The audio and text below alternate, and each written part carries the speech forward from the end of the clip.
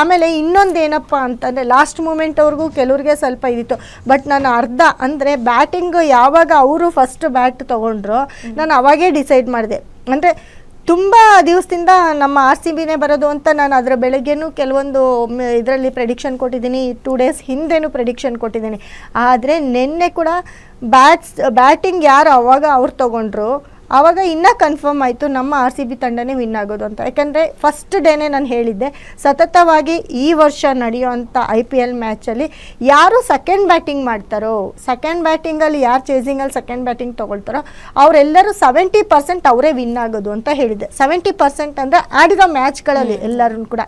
ಅದೇ ರೀತಿ ಯಾರೆಲ್ಲ ಸೆಕೆಂಡ್ ಬ್ಯಾಟಿಂಗ್ ಮಾಡಿದಾರೋ ಅವರೆಲ್ಲರೂ ವಿನ್ ಆಗಿದ್ದಾರೆ. ಆ ಮ್ಯಾಚ್ ನಡೆದಾಗ ಇವಾಗ ಯಾರಾದರೂ ಒಬ್ಬರು ವಿನ್ ಆಗಬೇಕಲ್ವ, ಆ ಒಂದು ನಡೆದಿರೋ ಒಂದು ಪಂದ್ಯಗಳಲ್ಲಿ ಸೆಕೆಂಡ್ ಬ್ಯಾಟಿಂಗ್ ಅವರೇ ವಿನ್ ಆಗಿದ್ದಾರೆ.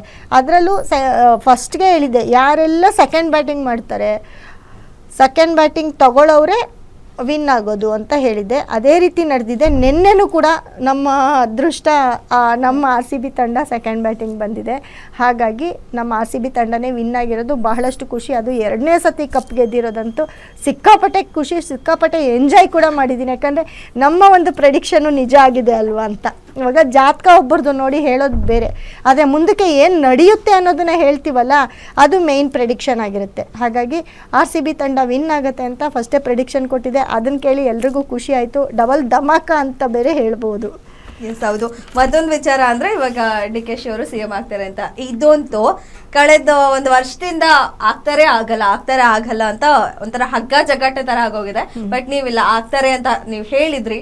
ಸೊ ಅದೇ ರೀತಿ ಆಗ್ತಾ ಇದಾರೆ. ನಾಡಿದ್ದು ಪ್ರಮಾಣ ವಚನ ಸ್ವೀಕಾರ ಮಾಡ್ತಾ ಇದಾರೆ. ಆ ವಿಚಾರದ ಬಗ್ಗೆ ಹೇಗೆ, ಮತ್ತು ನಾಡಿದ್ದು ಡೇಟ್ ಹೇಗಿದೆ, ಅವರು ಸ್ವೀಕಾರ ಮಾಡುವಂತಹ ಡೇಟು ಟೈಮು ಅದ್ರ ಬಗ್ಗೆ ಹೇಳೋದಾದ್ರೆ ನೋಡಿ, ಇವಾಗ ಎಲ್ಲರೂ ಏನು ಹೇಳ್ತಾರೆ, ಇವಾಗ ವಿಜಯ್ ಅವರು ಇದಾದರು ಅವಾಗ ಎಷ್ಟು ಕ್ಯೂರಿಯಾಸಿಟಿ ಅವತ್ತೇ ಇದಾಯಿತು.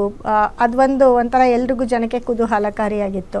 ಸೊ ಇವ್ರನ್ನ ಅವತ್ತಿಂದ ಆಗ್ತಾರೆ ಅಂತಿತ್ತು. ಇದರಲ್ಲೂ ಕೂಡ ಇವರು ಅನೌನ್ಸ್ಮೆಂಟ್ ಆಗಿ ಕೂಡ ಒಂದು 3 ಡೇಸ್ ಆದರೂ ಅವ್ರಿಗೆ ಯಾವುದೇ ಕ್ಯೂರಿಯಾಸಿಟಿ ಇಲ್ಲ, ಅವ್ರು ಯಾವುದೇ ಎಕ್ಸೈಟ್ಮೆಂಟ್ ಆಗಿಲ್ಲ. DK ಶಿವಕುಮಾರ್ ಅವರು ಯಾವುದೇ ಎಕ್ಸೈಟ್ಮೆಂಟ್ ಆಗಿಲ್ಲ. ಅವರು ನಾನು ಆಗ್ತೀನಿ ಅಂತಲೂ ಹೇಳಿಲ್ಲ, ಅವ್ರು ಇನ್ನ ಹಂಗೆ ಇದ್ದಾರೆ, ನೋಡೋಣ ಹೇಳ್ತೀವಿ ಅಂತಾನೆ ಇದ್ದಾರೆ. ಬಟ್ ನಾನು ಅವರ ಜಾತಕವನ್ನ ನೋಡಿದಾಗ ನನಗೆ ಒಂದು, ಯಾಕಂದ್ರೆ ಅವ್ರಿಗೆ ಶನಿ ದಶೆ, ನಾನು ಇದೇ 18ನೇ ತಾರೀಕು ಕೂಡ ಹೇಳಿದ್ದೀನಿ. ಅವತ್ತು ಇನ್ನ ಸಿದ್ದರಾಮಯ್ಯ ಅವರು ಇದೇ ಕೊಟ್ಟಿರಲಿಲ್ಲ, ರಾಜೀನಾಮೆನೂ ಕೊಟ್ಟಿರಲಿಲ್ಲ. 18ನೇ ತಾರೀಕು ನಾನು ಒಂದು ಜಾತಕ ಪ್ರೆಡಿಕ್ಷನ್ ಮಾಡಿದೆ. ಅವರು ತಿರುಪತಿಗೆ ಹೋಗಿದ್ರು. ಸೊ ಆ ಒಂದು ತಿರುಪತಿಯಲ್ಲಿ DK ಶಿವಕುಮಾರ್ ಅವರು ತಿರುಪತಿಗೆ ಹೋಗಿದ್ದಾರೆ.